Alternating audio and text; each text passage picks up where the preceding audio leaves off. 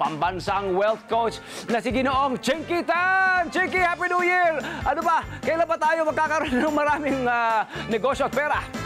Hi there, this is Chinky Tan, your pambansang wealth coach. Happy New Year po sa inyo. Siyempre sa mga tagapanood din ni Love Tony Pet Show. Ang ibig sabihin po ng financial goal, ito ay nagbibigay sa atin ng direksyon.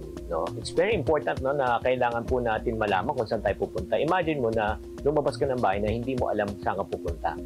Diba? Parang pag hindi mo alam saan ka pupunta, syempre maguguluhan ka. Imagine, pumunta ka rin sa restaurant na hindi mo rin alam kung anong o-orderin mo. Kaya nga it's very important, no? At the start of the year, kailangan alam po natin yung tinatawag nating financial goal natin. Kasi kung may financial goal ka, may target ka. Importante po na magkaroon po tayo ng financial goal kasi pag nagkaroon ka ng direction sa buhay, nagkakaroon ka ng tinatawag na motivation.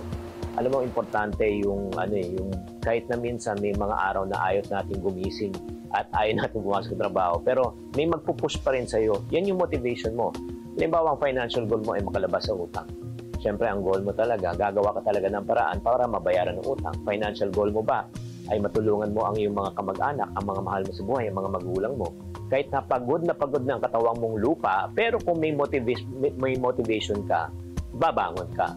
At pangatlo, ikaw ba ay nangangarap na siyempre magkaroon ng sariling negosyo, umundad ng iyong buhay? Eh yun din ang kailangan po natin, yung motivation na talagang ituloy po natin kahit na dumadaan tayo sa matinding pagsubok sa buhay. Alam niyo, pag wala tayong financial goal sa buhay, ito po ay nagdudulot ng na tinatawag lack of purpose, sense of purpose. Wala tayong purpose sa buhay. Buhay ka nga, pero wala ka namang kabuhay-buhay. Diba? At the same time, pag wala tayong financial goal, yung parang bahala na si Batman, ang nangyayari po niya, nagkakaroon tayo ng financial stress. Kasi nga, since wala kang target, imagine mo na naglalaro ka ng basketball na walang basketball ring. Kahit magdamagang kayo, naglalaro ng basketball. Ano mangyayari? Siyempre naman, walang score. Diba? Imagine mo, araw-araw, buwan-buwan, taon-taon, ang tanong, ito yung parating tanong mo, saan napunta ang pinagpagurang kong pera kasi nga wala tayong financial goal. At the same time, yan ang nangyari, wala talaga tayong pangmatagalan na plano. And meron tayong kasabihan, if you fail to plan, you plan to fail. Para sa mga taong gustong mag-set ng financial goals nyo, napakasimple lang. Gamitin lang po natin ang SMART. Oo, S-M-A-R-T. At syempre, ang ibig sabihin po ng SMART, number 1, kailangan specific.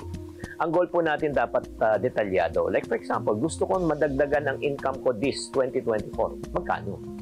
Oo, 10,000 ba? 20,000 ba? 50,000 ba? Kailangan specific po.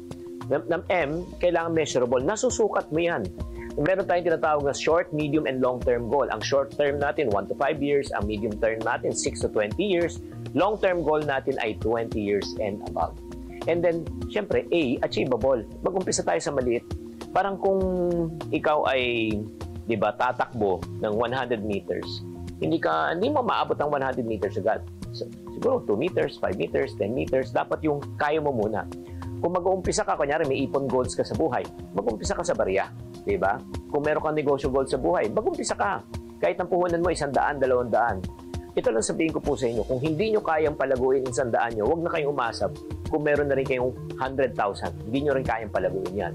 And then after that, syempre naman dapat may target date. Meron pong specific. Just like what I mentioned, ano ba yung goal nyo? Short term, medium term, and long term. Pag walang timeline yan, nako, endless yan. Okay, para sa mga 20 and 30 years old, yung mga mga kaedad ko. Sana all. And number 1, ang importante sa stage natin na ganito, kailangan maghanap ka ng pagkakakitaan kasi dito ka lang nag-uumpisa, wala ka pang masyadong pera. Kaya kailangan open tayo for business opportunities, open tayo. Aside from yung first income, lalo na yung mga taong nakikinig ng nood dito sa programang ito, di ba meron tayong first income? Hindi na po sapat ngayon ang may isang source of income lang. Maniwala ka, pag iisa lang source of income mo. The moment na nawala yung income mo, na katulad na nangyari ng pandemic 1, ano pong mangyayari? O like for example, miss production ka, walang shoot. Ano mangyayari? Wala. Diba? Pero imagine mo kung meron kang second income, third income, kahit na mawala ang first income mo, meron pa. Pangalawa, during this age, kailangan na po, aside from pag kumikita ka na, ang unang goal mo, hindi yung gumanda ang buhay mo, masarap ang kakainin mo, i-set up mo yung pangalawa na tinatawag na napakahalagang emergency fund. Ano itong emergency fund? Ito yung buwan na nagastusin mo. Tubig, kuryente, upa, pangangailangan, pamamalengke. Bakit?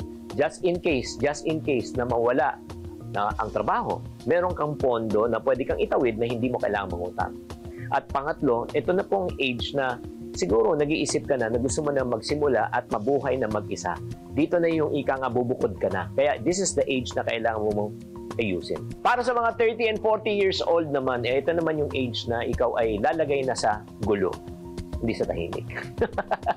Hindi, bubukod ka na, bubukan ng pamilya, maghanap ka ng permanente mong probably tirahan, at yung mga pangailangan mo, ikaw na magbabayad ng kuryente, ikaw na magbabayad ng upa. 'Di ba? Kung ikaw ay magkaka-baby na, diaper, gatas, lahat, yan na yung obligasyon mo. At dito, itong age na ito yung age ng accumulation eh. Dito ka na kumikita eh. At ikaw ay kumikita, aside from yun nga, sa second business mo, or let's say magtayo ka ng negosyo, kailangan magkaroon ka na, mag-impo ka na para sa iyong investment. Bakit po? Para pagdating ng panahon, meron ng perang papasok kahit hindi ka na nagtatrabaho. Para sa mga mga ka-maintenance, mga ka-maintenance naman. Grabe. Ito naman yung mga age na kailangan mo na magplano ng iyong, syempre, retirement. Di ba? Parang isipin nyo na po, darating ang panahon na once you retire, ito yung problema. Once you retire, you stop working, you stop earning. But you and your family doesn't stop spending. Diba? So, kailangan po meron na tayong tinatawag na passive income. Ang ibig sabihin po ng passive income, kahit tumigil ka na sa kakatrabaho, may pera pa rin pumapasok. Huwag niyong iisipin ngayon ngayon kumikita kayo, nagtatrabaho kayo. Ngayon yun. Paano na pag tumanda na po tayo? Wala na tayong trabaho, wala na tayong kinikita, wala na tayong racket. Paano na? Alam mo, pinaka-perfect niyan. Para malaman nyo na pwede na ba kayong magretiro.